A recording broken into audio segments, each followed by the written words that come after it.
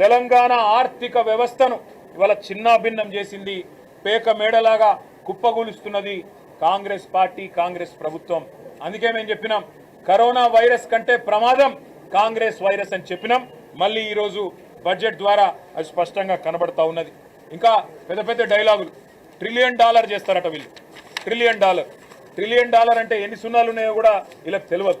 కానీ $1 ట్రిలియన్ ఎవరో చెప్పినరు, వీళ్ళు చదివినరు తప్ప వీళ్ళకు ఉన్నదాన్నే కాపాడే పరిస్థితి లేదు.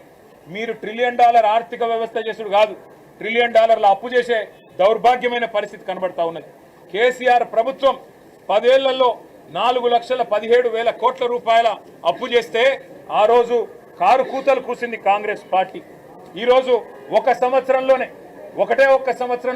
1,60,000 కోట్ల అప్పు చేసింది కాంగ్రెస్ ప్రభుత్వం. ఇది వాస్తవం అని చెప్పి ముఖ్యమంత్రి గారే అసెంబ్లీలో ఒప్పుకున్నారు. ఇంకా వీళ్ళ అటర్ ఫ్లాప్ మోడల్ అట దేశానికి ఆదర్శమట.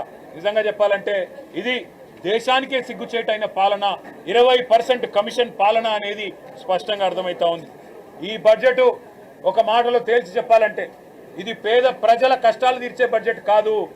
6 గ్యారంటీలను గోవిందా గోవిందా అనిపించి ఢిల్లీకి మాత్రం మూటలు పంపడానికి పెట్టిన బడ్జెట్ అనేది మాత్రం క్లియర్గా కనబడతా ఉంది.